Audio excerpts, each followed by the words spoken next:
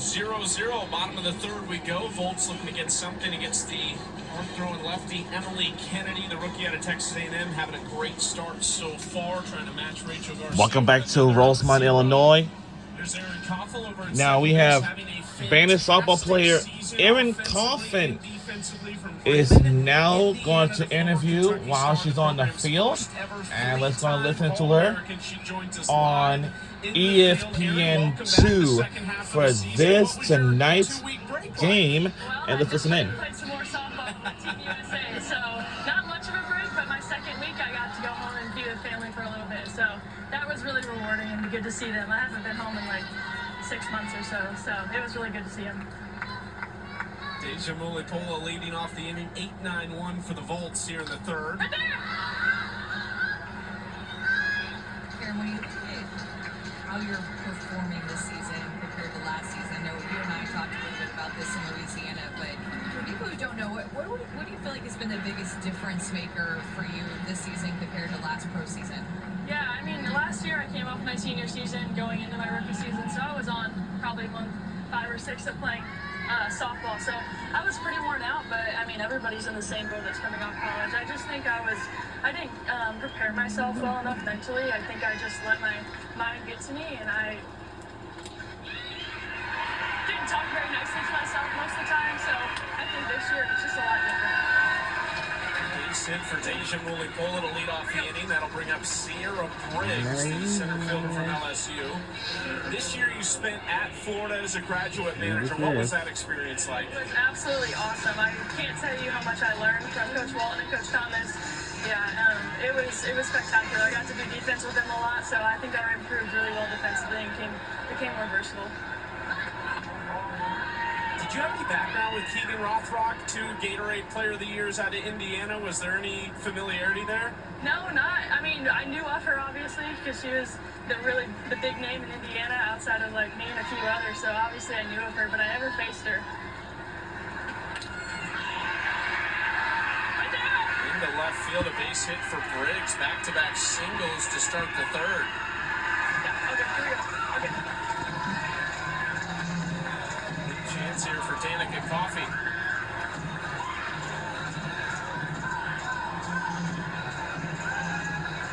Leave me early. Might have a challenge here. Uh-oh.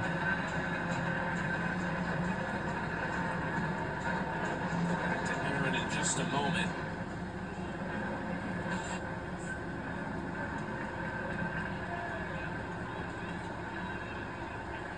Erin's comment was correct. I think they're going to challenge the runner leaving early at first base, Mulipola.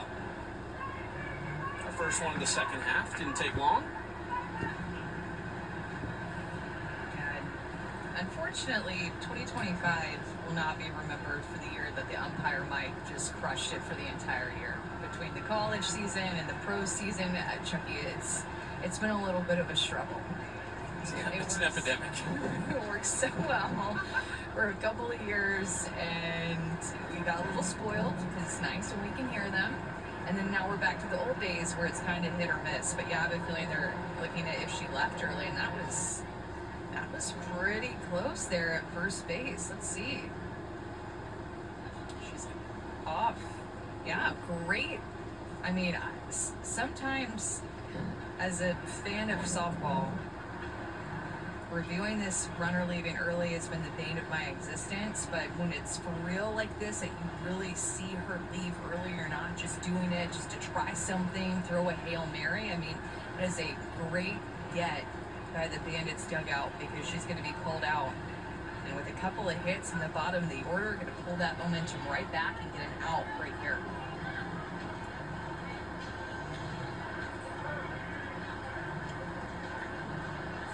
The official word. Don Brown, Steve Gould, and Erin Golden are umpires this evening. Their communication system might be having issues as well. They're trying to speak to each other on. Could be. Do this the old-fashioned way. You have to walk over and say it face to face. Looking at the count, making sure that we get the count right. She's going to be called out for leaving early.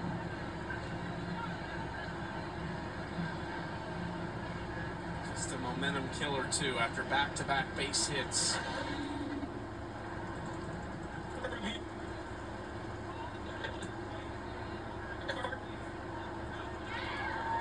Well, you can see the motion. You might not hear it, but the call changed. Deja Mulipola called for leaving early over at first base.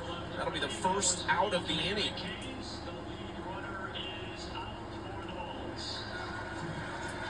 Oh, wise decision. Yeah, and looking like Sierra Briggs is just going to come back and hit, too. So that play is completely wiped out. I mean, what a big change of events. Go on from 2 on with no outs, top of the lineup coming up, to 1 down, nobody on. I think Emily Kennedy there was actually trying to confirm the count with our home plate umpire Don Brown, and also relaying that to the team. So it looks like a 2-2 count is what it's going to be. Just getting everything sorted right now. Briggs trying to get dressed back up for a plate appearance. So Briggs will be back up, and it's a span of the Volts lineup where there's 3 lefties in a row with Briggs, Danica Coffey, and then Amanda Lorenz. So momentum big time on Kennedy's side, and it's been where she's really thrived in these lefty-on-lefty matchups. Lefty's hitting just 150 against her. Brady's hitting 500 against her. So 3 lefties in a row coming up now. Up and into the stands, a ridiculous catch in the stands. It was like a robbed foul ball. He reached over the back of the stands to keep that in the park. One hand back up against the wall, kind of bent his back over the fence to reach to get it, and pretty nonchalant about it. Acted like he did that. He does that every day.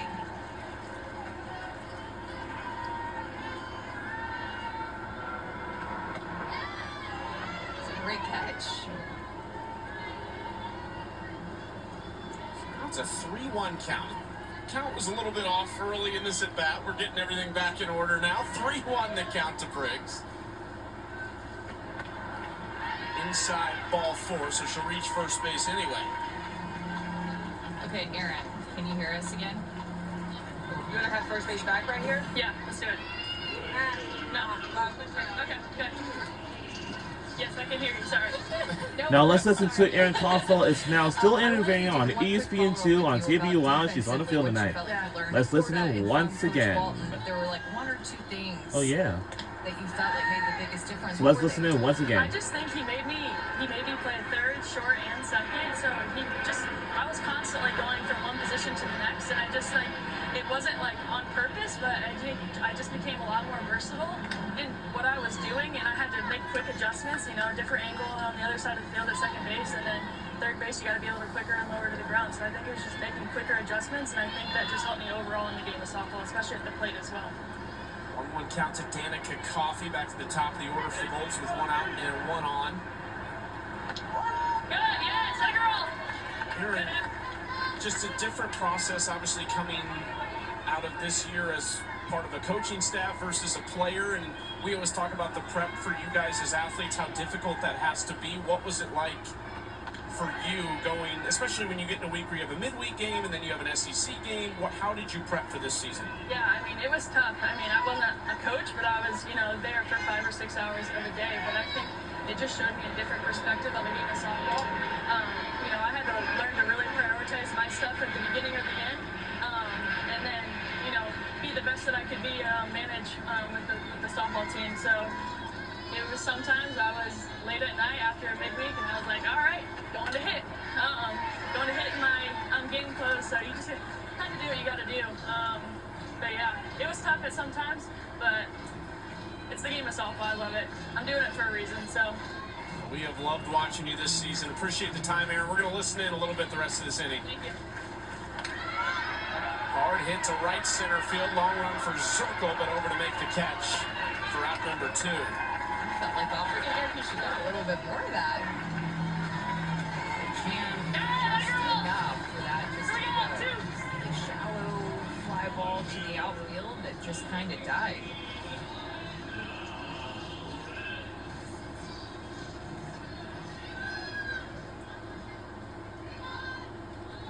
It's Amanda Lorenz. This is to deep center field. She did get a lot of that one, and it's way out of here. Wow. Lorenz keeps swinging a hot bat, her third of the season, and the Volts are on top 2-0. Wow.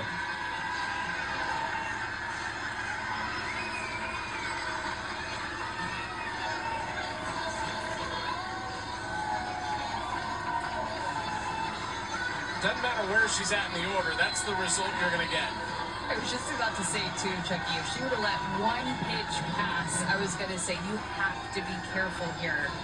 Going up against her with how big she's been swinging it, going back to the last 2 games before the break in Norman, where she hit 2 home runs in 1 game.